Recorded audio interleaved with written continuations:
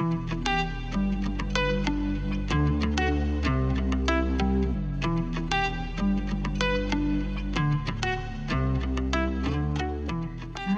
everyone.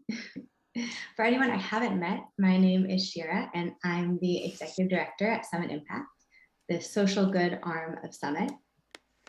And we activate the power of this community.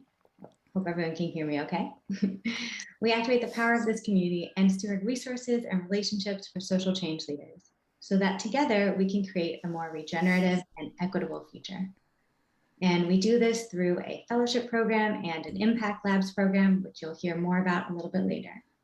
And today, we're actually so excited that we happen to be doing this event today because today is our official 2-year birthday or anniversary as an organization.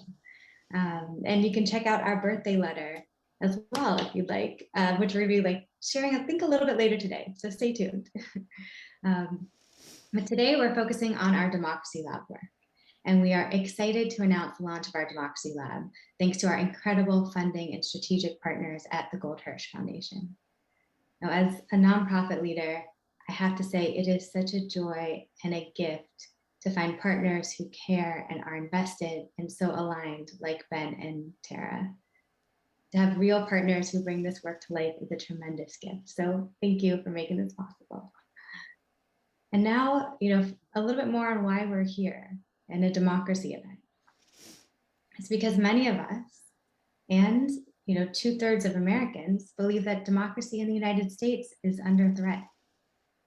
And rising to the occasion, we have bold innovators that are creating solutions for a more resilient and more representative democracy.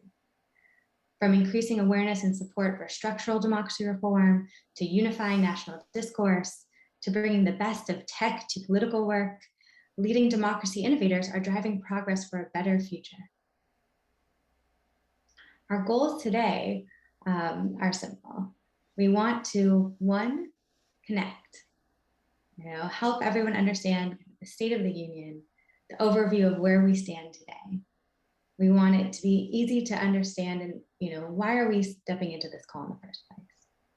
Second goal is to learn, to be able to identify the areas of democracy reform that offer the greatest opportunity for change, opportunity for a better future. And the third goal is to take action, to take our first steps to get involved as a community. So in a minute, we're going to dive in with our opening speaker, right? And we're going to have an opening on an overview of democracy, and then we'll get into hearing from the fellows, and then we have a few more things planned. But before we dive in, as I see everyone sharing in the chat and saying hello and settling into this call, I want to invite you to do something that we often do at Summit Impact, which is just to pause for a minute. Think about why you're here. What brought you to this session this morning? For me, in addition to being the executive director of Summit Impact and feeling a responsibility in this work, it's also personal. It's because of in the wake of Roe versus Wade decisions, because of what I've witnessed in the past few years, I really have to believe there's a better way forward. So I'm just asking everyone to take a minute to consider what brings you here right now. And is there anything you want to learn or walk away with? You can just reflect on it, write it down for yourself, share if you'd like. And then as we really settle into being here, we'll switch into welcoming our speakers and opening up our first overview of democracy work. All right, so we have 2 incredible speakers who are going to set the tone for the session today. Jessica Yellin and Rajiv Chandrasekaran. Jessica is the former chief White House correspondent for CNN and an Emmy, Peabody, and Gracie award-winning political journalist. She is a frequent Summit speaker and someone who combines journalistic integrity with an innovative, bold, and a little rebellious approach to changing the way news can be delivered. You can follow her on Instagram at jessica.yellin, and we'll share that in the chat as well. Rajiv, who's also joining us, is also an incredible journalist and author, having spent many years as senior correspondent and associate editor at the Washington Post. He was bureau chief in Baghdad, Cairo, and Southeast Asia, and as a correspondent covering the war in Afghanistan, about which he's written a really incredible book. So today, Jessica and Rajiv are going to help us understand 3 opening ideas: the context of where we are now in the US, what's at risk right now, the 4 areas of democracy that we can be working on, and what communities like Summit are well positioned to do. So with that, let's bring up Jessica and Rajiv and dive in. All right, I'll wait till they're spotlit. Here we go. So to start, thank you both for joining. And I wanted to first pass it actually to Jessica to kick us off, and then Rajiv for you to come in and comment on this as well with our big overview question, which is, I want to hear a little bit about how you would characterize this time in US politics. And specifically, just from your perspective, what are some of your greatest concerns? What risks do you see? Great. Well, first of all, thank you for having me. It's amazing to see so many people engaged on this right now and to share this space with Rajiv, for whom I have so much respect. Hi. So listen, everybody's here because they already know, I think most of us already know and feel that democracy is to some extent imperiled right now, but nothing is fait accompli. And this could be one of those healing crises where we rise to the occasion to reform our institutions to create a more durable and lasting democracy. So for me as a journalist, I think a lot about what is standing in the way and what are the potential obstacles.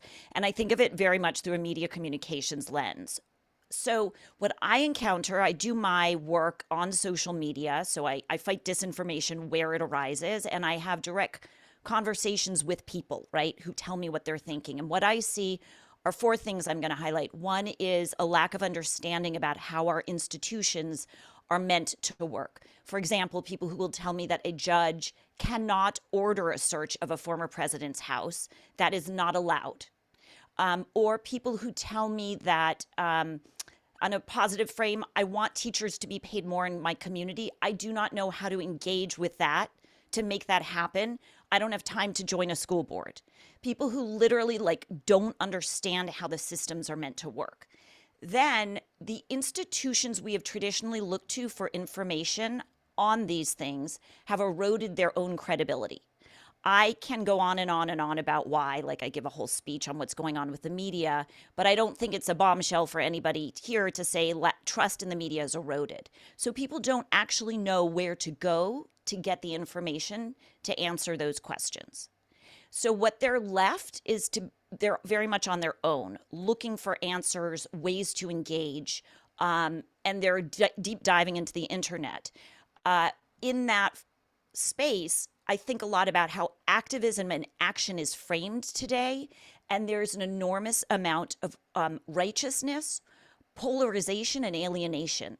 And I know we spend a lot of time talking as a culture about polarization. I'm very interested in the righteousness, which is I am right and you are wrong. You cannot build a coalition with somebody who is wrong. And we think of our politics increasingly as us, them, in a way where, for example, a small example, I have a source, a woman I know who's in government who is pro-life, opposes abortion, but supports the ERA. Would one reject her organizing and support to advance the ERA because of her politics on another issue? In many spaces right now, the answer is yes. You cannot accept anybody if they don't share any of your politics. And that prevents the kind of coalition you need for durable change. And then finally, the incredible focus on feelings and identity over information and expertise, which makes it very, very hard to agree on common facts or to even have conversations when people think that their feelings are paramount. Obviously, any of these I could go on and on about, and I'm not talking about, the structural challenges, the socioeconomic challenges, but from a media communications vantage point, to me, these are the 4 greatest challenges to organizing reforms to the threats to democracy right now. Thank you so much, Jessica. And I'm sure for many on the call who are interested in this work, each one of the things you said could be a whole conversation to dive into. There's a lot there. But we'll pause on the deep dive just for now. And also want to pass it over to Rajiv to also add to this question of, the risks that you're seeing, the state that we're in today, contextualized in the US and globally perhaps, and in the overview version. Sure, because this could go on for hours, and we don't have that time. Shira, it's a real pleasure to be here. Thank you. Congratulations to the 3 inaugural fellows here. Really excited to hear from them today, and it's always a pleasure to be back with Jessica, whose work I've long admired. And I think, Jessica's story is an object lesson in how one can have, in some ways, even greater impact when moving out of what was seen as a pinnacle of television journalism, and the impact you're having in your own way now. In a much smaller way, I call myself jokingly a recovering journalist. I left the Post after 21 years, and I believe firmly in the importance of the Fourth Estate in our society, and the criticality of objective facts, information, storytelling, and truth to our society and our political discourse.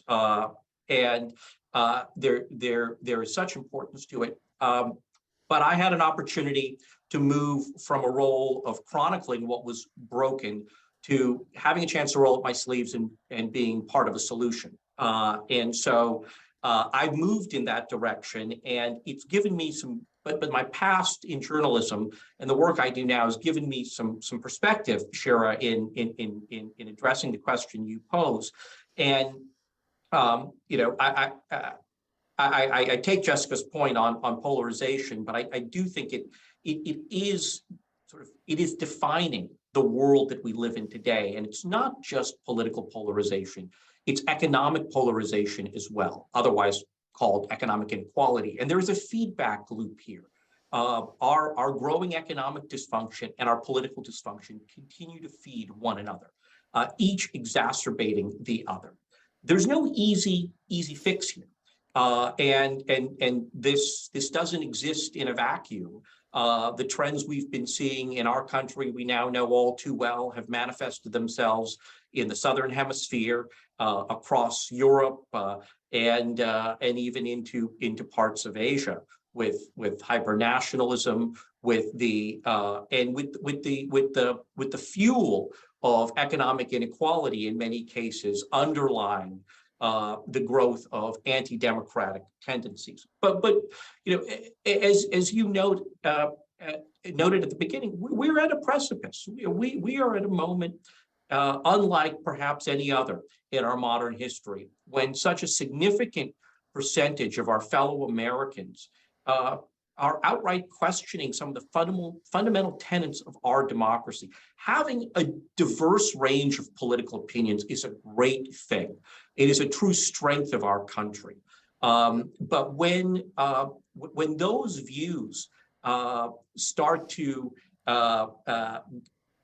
extend to a place where the very foundations of our democratic society are not just being questioned, but being outright opposed. And we should note that it's not just on the extreme political right, but you also see it in some corners of the extreme political left. It puts us in a very dangerous place. And what I'm excited to about what Summit is doing here is you're really embracing this as a moment for disruption and innovation. We see that in the fellows here. But this is a moment for true systemic reform. It's a moment where new voices need to be engaged in our political discourse. It's a time where we need new, more disruptive technologies to disrupt the old disruptive technologies that have been doing things, as Jessica knows so well, as purveyors of disinformation and misinformation and spreading forms of poison in the public water supply. And we need new ways to engage and inform people. The old models of let's try to rebuild the center, as much as it I personally love that. we're in a world where in some ways that may be more of a futile exercise, but how do we save our democracy while not trying to cling to some rose-colored vision of the past? And I'll leave you with this one example that came my way just recently, and it has to do with a subject that may seem a little, a field here, a group trying to push pro-entrepreneurship legislation at the state level. And you'd think that this might be something that you could sort of coalesce centrists around. And in the state of Missouri, they worked with folks to try to introduce a bill to do things to just make it easier for Americans to start businesses, to grow their small businesses, something that should be a mom and apple pie issue that cuts between left and right. And it turns out legislators in the center, in the Missouri State House, weren't all that interested in it. But it did get some support from folks on the far right, on the libertarian right, on the Trump right. And it started to pick up some steam. And as it picked up some steam, corporate interests lobbied against it. And they lobbied center-right and center-left legislators. They didn't like things like abolishment of non-compete agreements. But this bill kept going because it had support on the right. And it came up for a floor vote. And the centrists on both sides opposed it. But it made it through and it squeaked through. But what got it through? 4 African-American progressive Democrats, including the state representative from Ferguson, Missouri, lined up for this. And they lined up for it because they said entrepreneurship can help lift people of color out of poverty in this country. And so you got this fascinating coalition between the far right and the progressive left, just like we've seen in matters more recently in the criminal justice space. And so what I'm excited by are not the old ways of doing things, but how can we build new coalitions? How can we generate new ideas? How can we think about and push forward structural reforms and new models of technology and information? And that's truly why this is such an exciting group of people you're bringing together, because this is about fundamentally how do we disrupt and innovate a broken system in the interest of the American people. Thank you, Rajiv. And I love how you and Jessica both touched on this idea that we need new ways of coalition building. And I think that's where the Summit community is so well positioned, because what we're trying to do at Summit Impact is to provide platforms for collaboration, for coalitions, for coordination, and to really activate all the different excitement and energy and areas of creativity and expertise and perspectives that lie within this community to see how we might do that more effectively. And you'll see it in our fellows work as well. So I think given that framing, what we also want to frame for you in this opening, and we'll try to keep it to time so we can get to our fellows, is these 4 buckets, these 4 areas that we're specifically looking at what can we do when it comes to democracy work? Given the lay of the land that we've just heard, what are the 4 things that we can do? And Rajiv has advised us on this in the past, and it's helped inform our framing for this lab. And so I'd love to pass it back to Rajiv to just give us those quick 4 buckets list, and then we'll go a little bit also into another version of what we can do as a community. It sounds good. Starting about 2 years ago, as we wanted to get more involved in efforts to help strengthen our democracy and reforge our common bonds as a people. I set out on this landscape analysis, and it felt a little like trying to boil the ocean. Right? How do you make sense of all of the thousands of efforts at the national level, the state level, the local level, aimed at trying to fix our democracy? And different people have come up with different kind of taxonomies of this. I don't mean to suggest what I'm going to share here is in any way authoritative. It's quite frankly one guy's attempt to make sense of this space. But I sort of have created 4 buckets for myself. The first is what I would call a defense against imminent danger. And that's a range of efforts aimed at essentially fighting the fire that's already engulfing the House. Everything from supporting voting rights to addressing shortages of poll workers to threats to election integrity and election infrastructure and workers, to the danger of individuals who support, what some I don't mean to use a word that some might find pejorative, but big lie candidates, those who believe that Donald Trump did win the last election, and so forth, and efforts as Jessica's engaged into counter disinformation. The second big bucket really is what I call efforts to strengthen our system or to build a more representative and participatory democracy. That's everything from how do we elevate more marginalized voices? How do we address the economic inequality that's fueling far left and far right extremism? How do we build more confidence between leaders of both parties? How do we try to get more individuals who believe in country over party to step up and serve our country at all levels, and so forth? There's a third bucket here, and that's systemic reform, and something that Nick Troiano knows an awful lot about and hopefully will speak to. It involves things like promoting ranked choice voting, which we see playing out right now in the state of Alaska during its primaries. It involves addressing gerrymandering through efforts to establish independent redistricting commissions. It's efforts to create new pipelines of candidates to stand for office at all levels, to bring to the fore people who are not career politicians and come and bring different life experiences and different backgrounds to them. And it involves trying to tackle the great white whale of campaign finance reform. And then the fourth bucket, maybe even the largest and squishiest, which is the reforging of our common bonds as a people. And that's everything from how do we start to rebuild civic infrastructure in America? How do we actually start to teach civics to our young people again, and to adults, quite frankly? How do we engage in more bridge building and pluralism efforts? How do we save and rebuild local journalism and fact-based reporting and the necessary accountability journalism that we need at all levels, from city councils to state houses across this country?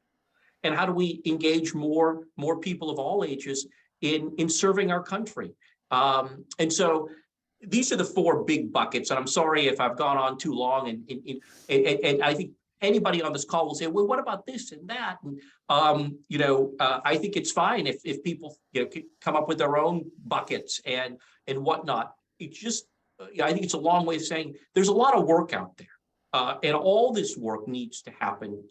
It's not the work of any one organization or any one group, but to recognize that we as a country need really smart folks and change makers and funders and just engaged citizens in all of these areas. And it's heartening, Shira, that you guys have chosen a couple of these areas to really lean into. Thank you so much, Rajiv. And hopefully this is starting to become clear for everyone how we're orienting with this lab. When we try to say we're going to do work on democracy, we of course have to make choices and add some definitions of what that really means. And so you can see the four buckets that Rajiv just mentioned in the chat, and you can see how we're starting to orient around this work. And then as we get to hear from our fellows, you'll start to see the very specific solutions that fall into these buckets that we're really aiming to support. And so before we shift to the next thing, one final question, Jessica, for you, which is really that when we have these various different buckets, we know that across all of these areas, communications and media will play a vital role in their success. And we happen to have many creative storytellers in the Summit community. So I'd love if, Jessica, you can just tell us a bit about the role of storytelling in media, even how you've shifted your own career and what you believe is most needed right now for people like the Summit community to get involved. Trust. How do you get people to listen? How do you get people to engage? They have to be open-minded, and they have to be open-hearted in a sense. And the only way to really drive that is by establishing trust. And I think the challenge we have right now is, for a whole host of reasons, people do not trust legacy media. We have lost the connection to the most trusted media, which was your local newspaper. You would see your publisher at the coffee shop, or you'd at least see them in a photograph on the society page of something. And so you're like, that's a person I know. And when they tell me it's true, I have a frame for understanding it. We don't have that anymore in many communities. And we don't know, we're constantly told over and over to be skeptical, that there are bots, there are deep fakes, there's, you have to do reverse Google image searches. I know 5-year-old kids whose parents are teaching them in parenting class, do a reverse Google image search whenever you find something. But we're not teaching people how to know what to believe, how to discern value and expertise. And that is where I'm doing my work, and I'm trying to help solve for that.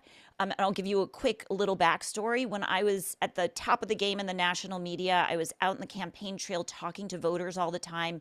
And I'd, basically say I'm from the news, and they'd go, I can't listen. You guys are always screaming at me. There's so much rage. I don't know what the words you're using mean.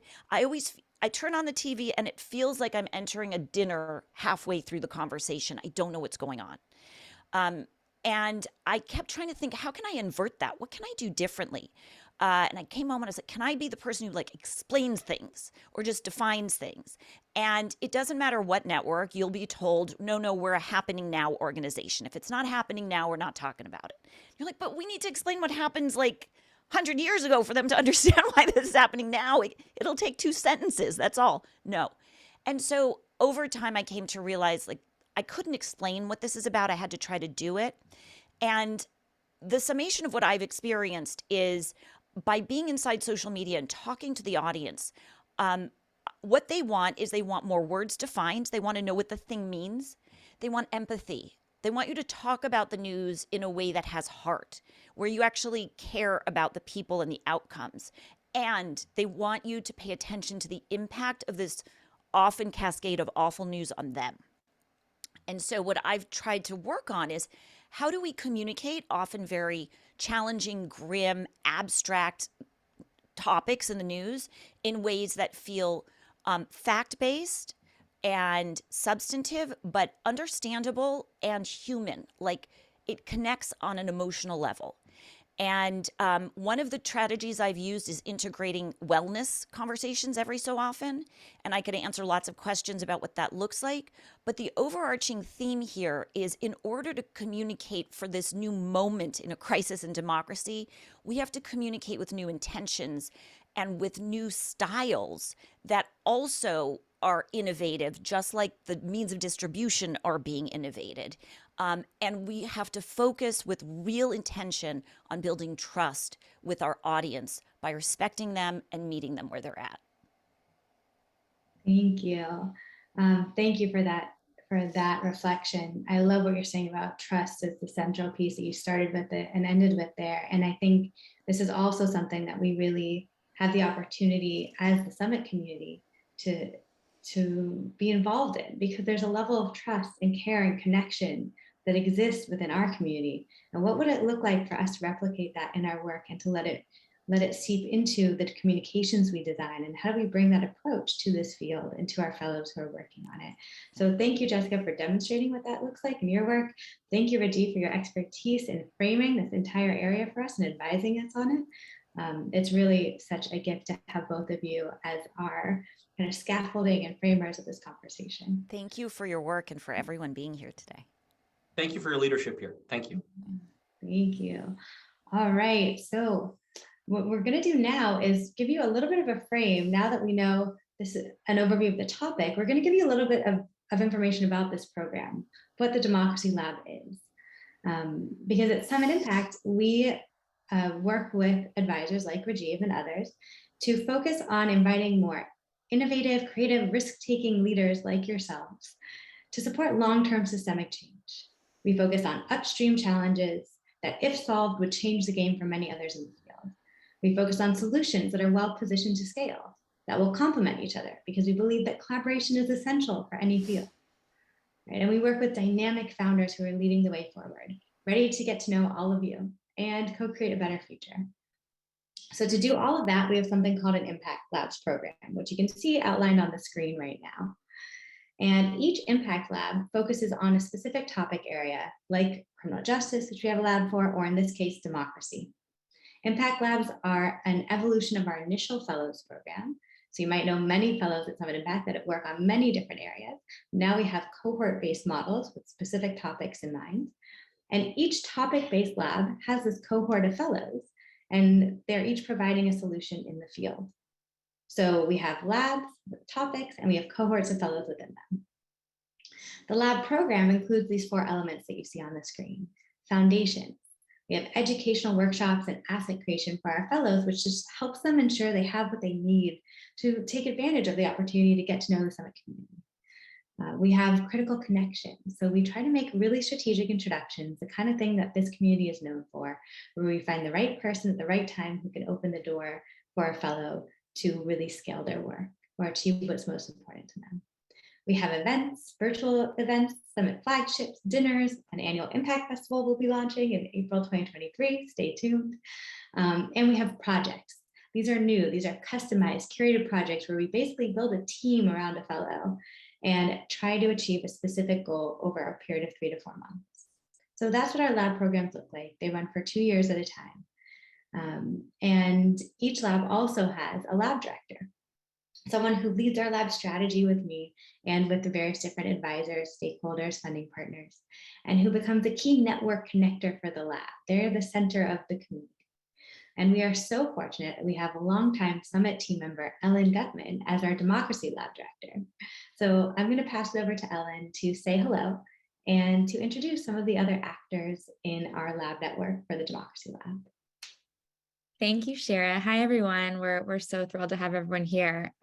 So part of the lab, each Impact Lab also has a leadership council, and we are so fortunate to have an amazing council for the Democracy Lab that is still growing and includes Rajiv, who you just met, Danielle Allen, Andrew Yang, Sam Marr, Colette Kessler, Frank Lentz, and Jenna Arnold. And now that you know a little bit about the program, I am so excited to introduce you to our Democracy Lab Fellows. So in the next section, you'll hear from each fellow. You'll learn what they're working on, the challenge they're solving for, and the innovative solution that they are ready to scale. So you'll notice that our fellows are intentionally spread across the areas of democracy reform that we've been speaking about so far, and that they each provide a solution with real possibility for scale. And that is positioned to disrupt the entire field when they do succeed.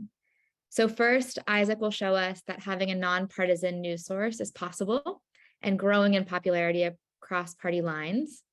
Then Tatenda will show us how she is using the best of tech to radically change how voter engagement and outreach happens.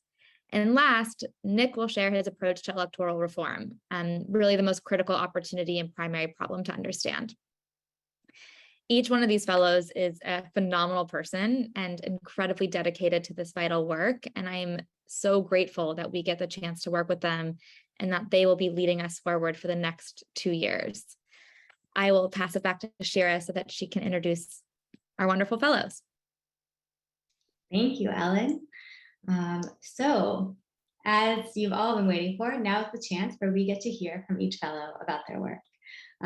This is just a taste. It's just the beginning, but it's a great opportunity to start to understand these different solutions at play. So to start, we have the opportunity to hear from Isaac Saul, who is the founder of Tangle. Back in 2020, Tangle was kind of a godsend for me. It was something that I referred to try to understand the news, what was happening. It was something that I shared with everyone I knew. And really helped me understand the political landscape and also helped me get out of my own political bubble in many important ways. And when Isaac was nominated as a fellow, I was a little hesitant but intrigued because I didn't want my own fandom to get in the way of our review process and our thinking around fellows. But as we learned more about what Isaac is building, his positioning to scale, his alignment with this community, and what he has in mind for the future, we have become so excited to have him as a fellow and so that he can share his work with all of you. So I'm going to pass it over to Isaac to take it from here and kick us off. Thank you, Shira. I really appreciate it. It was really cool to hear just like the general buckets and framing for this, just because as I was listening to everybody speak, I felt a lot more passionate about the fact that I think Tangle is in a position to address a lot of these problems. So my name is Isaac. I run a politics newsletter called Tangle. We are an independent and ad-free and nonpartisan politics newsletter. And basically what we do is summarize the best arguments from across the political spectrum on one big political debate every day. Fundamentally, our mission is to try and get people out of their news bubbles. We want to expose them to a diverse set of political views and help Americans and global citizens better understand each other. This is not like a hold hands and all be best friends type vibe. It's like a we fundamentally don't know what each other think and feel about the major debates that are happening right now in our country. We've been around for about 3 years, and we have a mailing list of around 40,000 people and readers in over 50 countries. And then we also have a podcast, which a few thousand people listen to every day. So from my perspective, the challenge that we're trying to solve for is bubbles. That's really the big and primary one, is that Americans today live inside self-curated social media bubbles and social circle bubbles, which is also very important. People are less likely to engage Americans with differing political views than ever before in real life and online. And it is actually a problem that's pretty unique to us. Obviously, there are political divisions in a lot of other countries, but Pew has done research on this, that America is ranked #1 in terms of political divisiveness among 19 Western countries that they've polled. And the result of this division is what has been called in research, I think appropriately, a perception gap. So take political views out of it for a moment and what people know or understand about the other side's political beliefs. We actually don't even understand who the other party is, never mind what their beliefs are. We believe that they're more extreme than they actually are. We misunderstand who the demographics are that make up those parties. And all these beliefs together create fear. And as a result, Americans are less likely in real life to talk to each other or become friends with each other or date people who don't share their political views.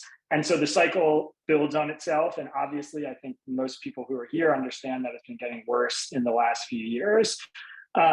Finally, the last challenge that we're trying to address, which our speakers sort of touched on, is that there's nobody out there capable of addressing this problem right now. Congress has all-time low approval ratings. Our last 2 presidents are 2 of the most historically disliked presidents ever.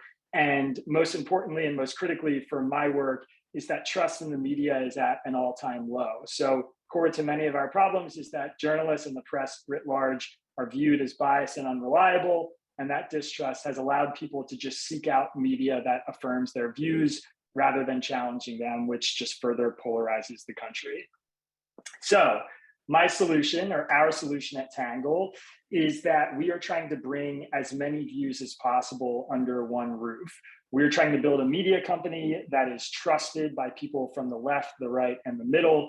And we are doing this by exposing people to a wide range of views every day. So when you open a Tangle newsletter, you'll see an introduction to the main story that explains the debate happening in the most neutral language possible. So yesterday, for example, we covered Liz Cheney losing her election in Wyoming. Then you'll see 3 sections. You'll get what the right is saying, what the left is saying, and then my take, which is my personal opinion on the story. And the sections feature everyone from moderates and centrists to the far left and the far right. So you're not just getting kind of the watered down National Review Republican version of events, you're also getting the pro-Trump kind of new right version on things. And you're not just getting the New York Times editorial board, you're also going to get Jacobin and the New Republic and some of the further left opinions on a story. So this way, when you read the newsletter, you'll see 6 to 7 different fleshed out perspectives on what the big debate is that we're covering. Every newsletter is about 10 minutes. You get a very holistic view of the news that you really can't find anywhere else. And on top of that, we try to maximize our transparency as a media company. This is part of the trust bucket for us. So I share my opinion in the newsletter. I make it very clear where I stand on issues. We cover every controversial issue there is. And I highlight my own mistakes. When we have an error, we correct it at the top of the newsletter. I share reader feedback and reader criticism of my take in newsletters. And I alert readers if I've changed my mind about an issue or why I'm changing my mind about an issue. All of these things have built a great deal of trust. We have reader surveys that show trust in our newsletter is equal across party lines, from far left and far right, all the way to the middle. It's all almost around 95, 96%. Obviously, that's a little bit self-selected because if they're reading our newsletter, they trust us. But we've definitely built a very diverse audience with people that have really split political leanings. And I think we have a product that proves that you can offer people really transparent, holistic, bipartisan news in a way that makes them come back for more. So finally, my call to action is you should try it. We've been doing this for 3 years. I think we are pretty close to perfecting the product, and I'm here because I want to grow it now. I want to make it a lot bigger and get a lot more Americans reading it because I believe it's good for the country. So if you want to join it, Tangle's free. You can go to readtangle.com and subscribe to the newsletter. And once you're signed up, you'll get some prompts to become a paying subscriber to unlock other content if you want, but you can read for as long as you want for free. So yes, thank you. I'm really excited to be here, and I'm excited to hear from some of the other fellows. Thank you, Isaac. So hopefully you're getting a glimpse, and as you start to actually dive into Tangle, I'm hoping you'll all be as excited about it as we are. You know, when it's so hard to find a news source like this that really shows this many different opinions. And I think what Isaac touched on really draws back to what Jessica was saying about trust. And I'm so glad you articulated that, Isaac, because I think it's why so many people I know love reading your newsletter. It's because you count the errors, and because you show us how you're really thinking, and because you can separate that from the different opinions you're showing. And it's just a remarkable way to digest information, to get to learn, and to feel like we can learn with a sense of trust. So I encourage everyone to check it out.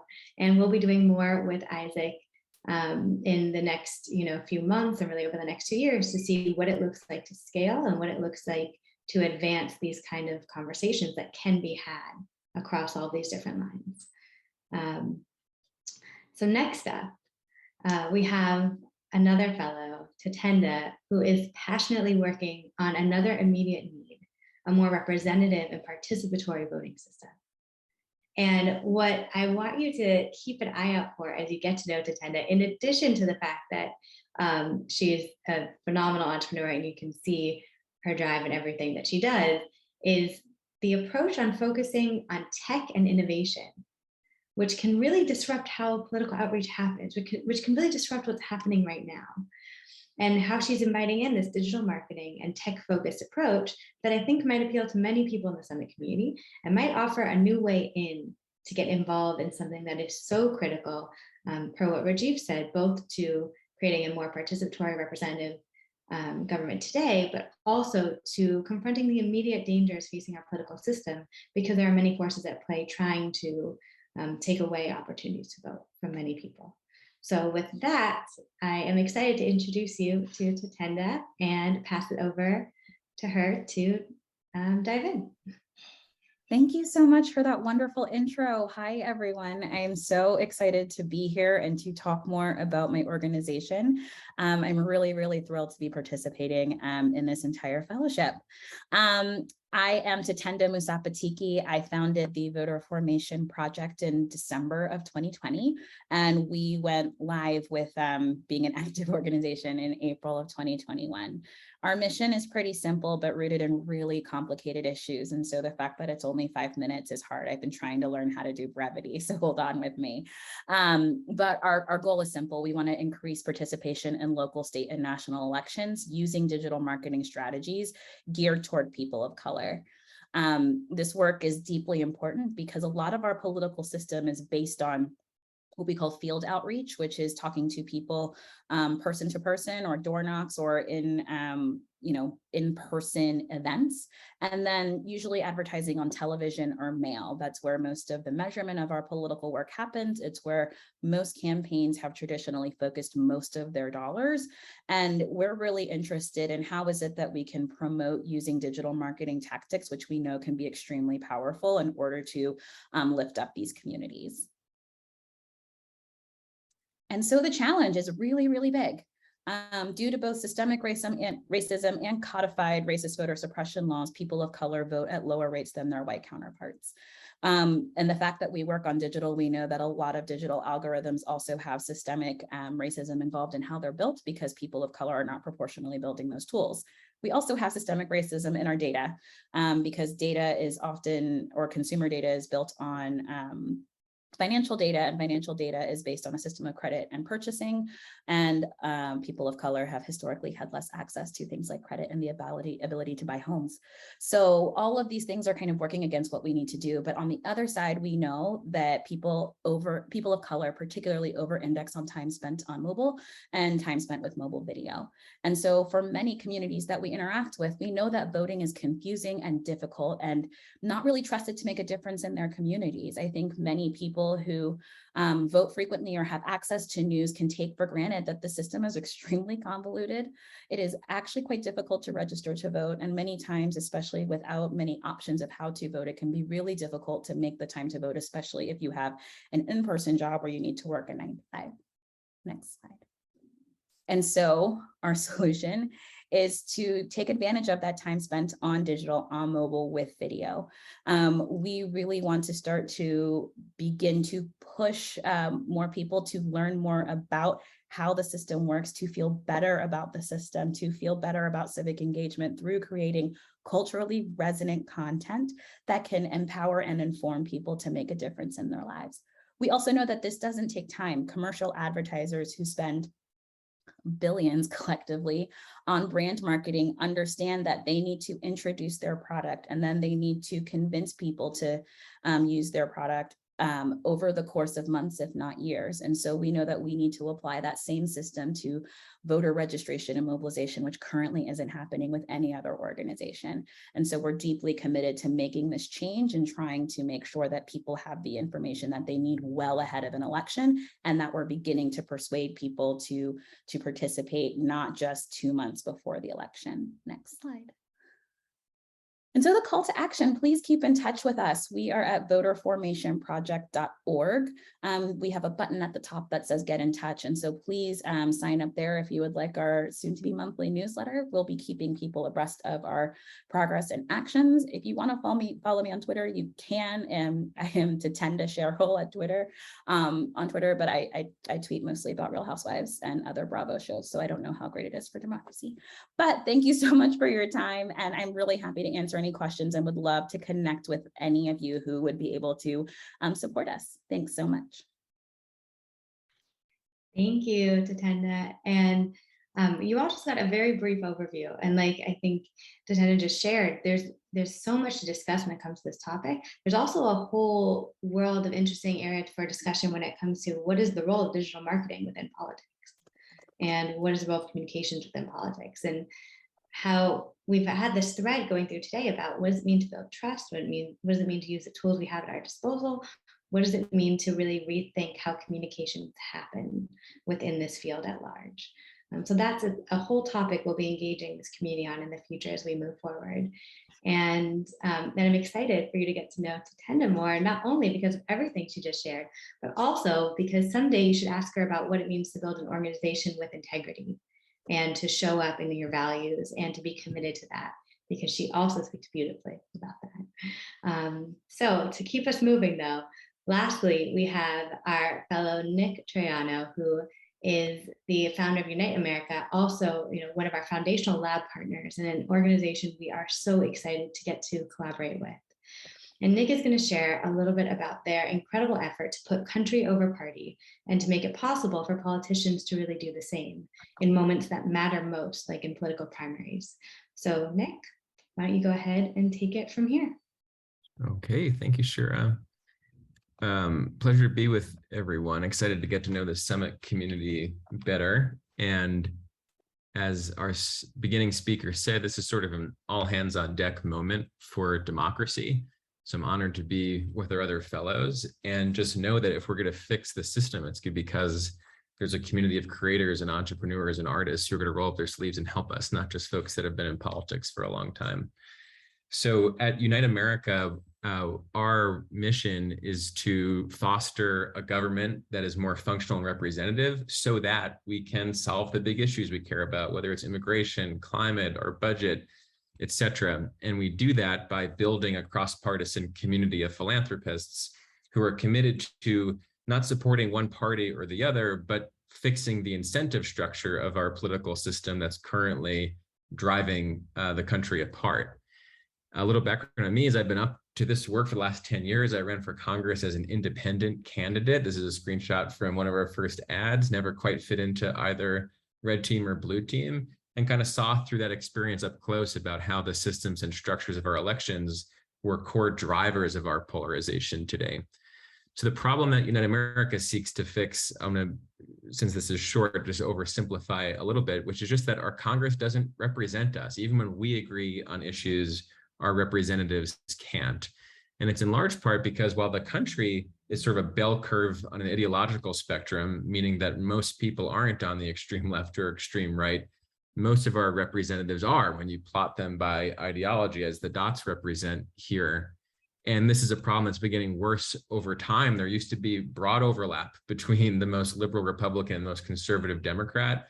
That disappeared 10 years ago, and that gap has only gotten wider. The impact of that, of course, is not just that we can't get consensus on big issues, it's now become a threat to democracy itself when the stakes are so high that we begin questioning our faith in our institutions and even the outcome of elections. In our view, the biggest problem driving this is what we call the primary problem. When you look at what happened in 2020, it was the highest turnout election in November, but in reality, only 10% of the country effectively elected 83% of our Congress because 83% of our congressional seats are so safe for one party or another. Those elections are effectively decided in the primaries, where just about 10% of Americans turn out and who don't represent the whole country. And so it's no wonder why we end up with the more polarized Congress that we do. So the solution set that we're looking at Unite America is based on the idea that our Constitution gives every state the ability to determine the rules and processes of its elections. And there are nonpartisan election reforms that can solve that primary problem, from independent redistricting to vote by mail to ranked choice voting. And these reforms are on the rise. As this map shows, they're catching on at a state by state level. We think the most powerful and impactful reform is the idea of replacing both parties' primaries with a single nonpartisan primary in which every voter can participate, all the candidates run, the top finishers go to the general election, where voters have the option of ranking their candidates and whoever gets a majority wins. In 2020, we helped win this reform in Alaska, which was used for the first time this past Tuesday. And so for Lisa Murkowski, who's one of the members of Congress who put country over party, unlike, say, Liz Cheney, she wasn't primaried out of office. She made the top 4 candidates who will go on to the general election. And I think more and more people are noticing that if we want more leaders to put country over party, we're going to have to fix the system. So our goal over the next few years is to spread this reform to other states. And ways that you can be involved in that is getting on our update we send out every other week called 3 Things Thursday, 3 simple things you should know about what's happening in the electoral reform movement. And the next state that we hope to win this reform in is going to be in Nevada this November, where it's on the ballot. So if you know anyone in that state who might be interested in being part of this campaign, let us know. And thank you to Summit. Thank you to Goldhirsch for making this possible, and excited to work on it with all of you. Thank you so much, Nick. Every time I hear Nick talk and explain the system and the structural opportunity for reform, I get so excited and I always want to know more. And I'm just thinking about what he said. This Alaska election he's referencing just happened. You can look up the news stories right now. That's this week's news. And what we saw is a candidate who spoke up in what would be viewed as an unpopular opinion, we put country over party, still able to stay in the race because of the structure of voting that's happening. And as Nick said, you can see the alternate where that didn't happen for Liz Cheney that also happened recently. So we can see very clearly these two models and what's possible. And it's all the more reason for us to think about how we can support Nick's work and how we can support storytelling and communications that helps us all understand that there's even another option out there that we could be supporting, and that structural democracy reform is a really critical area for us to look at. So as you've seen from our three fellows, we have a few different areas we're tackling at once here as a community. We're looking at how might we understand common bonds, more truthful dialogue through news sources and through some of the work that Isaac is doing at Tangle.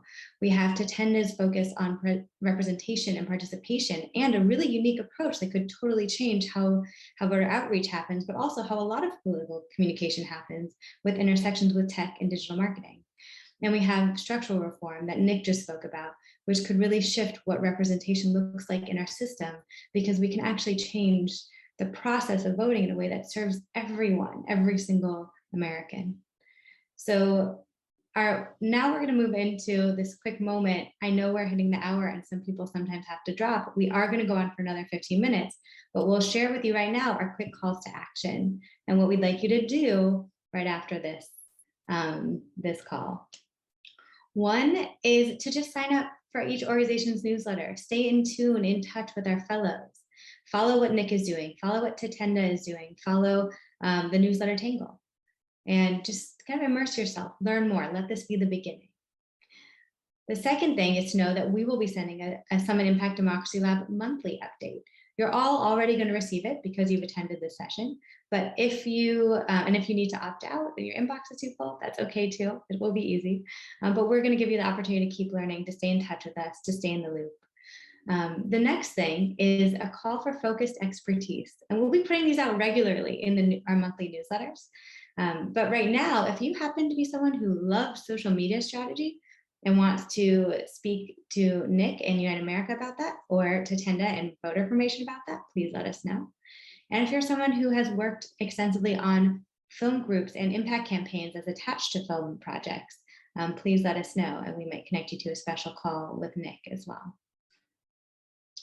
The last thing is that we want to invite everyone to become what we call a community activator in the lab network. What that means is you get to fill out this short survey form, and it tells us just a little bit more about you so that we can really place you well and match you with opportunities to get involved in the lab network. So you'll still receive all the communication, invitations to events, but we'll also get to custom match you with our fellows for specific conversations, invite you to focus brainstorm calls on topics in your area of expertise. And it offers the opportunity for anyone who's interested to take a call with Ellyn, our lab director, so you can just explore through a call how you might want to get involved in this work. This is really just the beginning. This is our kickoff for a 2-year program. So we are beginning this work together, and we invite you to just be in that mode of exploring, of following along, of learning, of getting to know our fellows, so that together we can start to create something really remarkable in the months and years ahead. And one thing I want to add is that you'll see more things from us in the future. Our LinkedIn group at Summit Impact, you'll see a Notion board that's a hub, and you'll see opportunities to get to know each other more in this community. Because in addition to our fellows, we have community members like Skippy, like Wayne Price, like many others on this call, who are also doing remarkable work in democracy. We want everyone to have the chance to get to know each other and to get to work together and support each other's goals. So if you think about what you can do next, it's connect, maybe with someone else who's on this call or with Ellyn, our lab director. It's learn more about our fellows, learn more by keeping in touch with us, and take action. Sign up to be a community activator so we can really match you with opportunities for action in the weeks and months ahead. I think I covered the 3 main points there for calls to action. And next, we have something we were going to do to kind of close out the call. We'll do this one exercise and then we'll do a closing. And it's something we really like to do at Summit Impact, which is have the opportunity for you all to connect with each other too. I know some people are probably just listening in and tuning in, and that's okay. But for anyone who wants to, we're going to do a breakout session, and then we'll come back together and close out the call. The breakout is meant to be a chance for you to connect with 2 to 3 other summoners and just share what moved or inspired you today.